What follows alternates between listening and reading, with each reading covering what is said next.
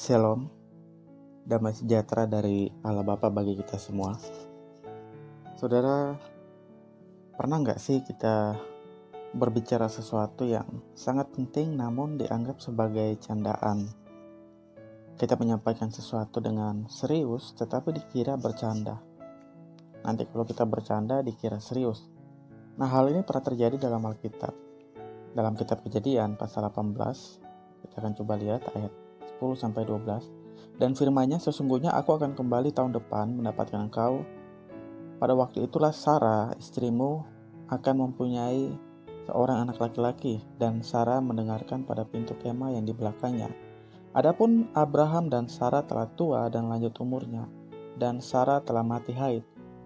Jadi tertawalah Sarah dalam hatinya, katanya, akan berahikah aku setelah aku sudah layu, sedangkan tuanku Abraham sudah tua. Selama membaca Alkitab, apabila kita melihat sikap Abraham dan Sarah, ini juga banyak terjadi dalam kehidupan bangsa Israel dan juga terjadi dalam kehidupan orang Kristen saat ini. Abraham dan Sarah percaya pada janji Allah akan keturunan dan menjadi bangsa yang besar.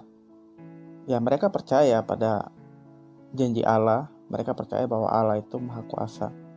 Namun, karena menyadari kondisi mereka yang sudah tua, maka Abraham dan Sarah menganggap kayaknya nggak mungkin. Jadi lucu, mustahil masa udah tua bisa dapat keturunan. Lagi pula mana bisa berakhir lagi di usia yang lanjut. Itu sebabnya kalau kita lihat dalam pasal sebelumnya, pasal 17 ayat 17, Abraham tertawa akan apa yang dinyatakan oleh Allah. Dan juga dalam pasal 18 ini, Sarah pun tertawa juga mendengar perkataan Tuhan. Dalam pasal 18 ini kita akan benar-benar menyoroti sikap Sarah yang menganggap ketidakmungkinan itu terjadi. Bahkan kalaupun itu terjadi akan menjadi sesuatu yang sangat lucu gitu. Adapun Abraham dan Sarah telah tua lanjut umurnya dan Sarah telah mati haid. Jadi tertawalah Sarah dalam hatinya, katanya, akan berahikah aku setelah aku sudah layu sedangkan tuanku sudah tua? Jadi di sini Sarah percaya akan janji Allah.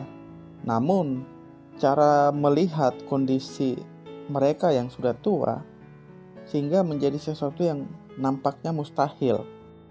Sayangnya ketika Sarah melihat kondisi hidupnya yang terbatas dan yang sudah tidak mampu, akhirnya dia melupakan bahwa Allah yang dia percaya adalah Allah yang Maha Kuasa.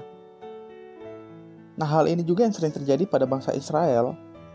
Ketika mereka melihat kondisi mereka dalam kesesakan, dalam menghadapi masalah yang besar, mereka lupa akan kemahakuasaan Allah. Begitupun dalam kehidupan orang Kristen, ada begitu banyak orang Kristen yang menertawakan kondisi hidup dan keterbatasannya dan melupakan kemahakuasaan Allah. Memang banyak hal yang terjadi dalam kehidupan kita yang membuat kita tampak tidak bisa berbuat apa-apa lagi, menunjukkan bahwa kita terbatas.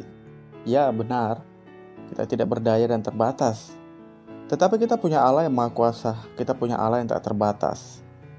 Itu sebabnya dalam ayat selanjutnya, Allah katakan, adakah sesuatu yang mustahil untuk Tuhan? Pada waktu yang telah ditetapkan itu, tahun depan aku akan kembali mendapatkan engkau. Pada waktu itulah Sarah mempunyai seorang anak laki-laki. Bagi Allah tidak ada yang mustahil, saudara. Terkadang dalam kehidupan kekristenan kita dihadapkan pada situasi yang menurut kita mustahil, oleh karena keterbatasan kita, menjadikan sesuatu itu tidak mungkin. Seringkali kita percaya pada Allah sebagai penolong yang selalu menyertai kita, namun pada saat yang sama juga ketika dalam tekanan, kita menempatkan keterbatasan kita, ketidakmampuan kita itu kepada Allah. Dan kita lupa bahwa Allah itu adalah Allah yang Maha Kuasa, yang tak terbatas kuasanya. Beban persoalan hidup begitu menekan sampai titik batas kemampuan kita lupa bahwa Allah kita itu adalah Allah yang Maha Kuasa. Dan seringkali kita menganggap ya udah berakhir, udah selesai. Kita benar-benar lupa bahwa Allah menjadi perisai bagi kita, menjadi penolong bagi kita, dan yang selalu menyertai kita. Saudara, kemahakuasaan Allah dapat melakukan hal-hal yang mustahil bagi manusia, yang tidak mungkin bagi manusia, karena Dia Maha Kuasa. Keterbatasan manusia tidak akan membuat Allah yang menyertai kita menjadi terbatas. Tidak, saudara. Justru dalam keterbatasan kita, disitulah kita harus belajar untuk melihat kemahakuasaan Allah. Di titik batas kemampuan kita, disitulah kita harus dapat melihat perbuatan-perbuatan ajaib Allah yang nyata dalam hidup kita. Percayalah kepada Allah. Saya sendiri telah mengalami dan melihat perbuatan-perbuatan ajaib Allah dalam hidup saya. Dalam situasi-situasi tersulit, dalam keadaan yang secara manusia tidak mungkin, tidak mampu, namun justru dalam situasi itulah kuasa Allah nyata.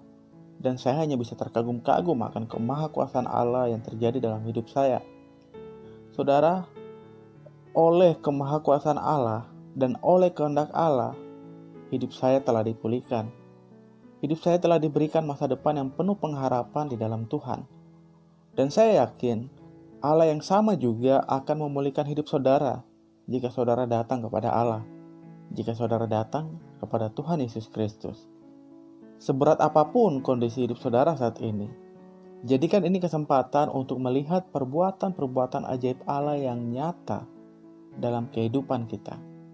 Jika kita telah mencapai titik batas kemampuan kita, jangan mengeraskan hati.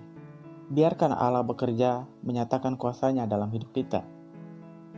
Terus berdoa dan terus percaya kepada Allah yang hidup dan Allah yang maha kuasa. Biarlah kehendak Allah yang terjadi atas hidup kita semuanya. Tuhan memberkati kita semua. Amin.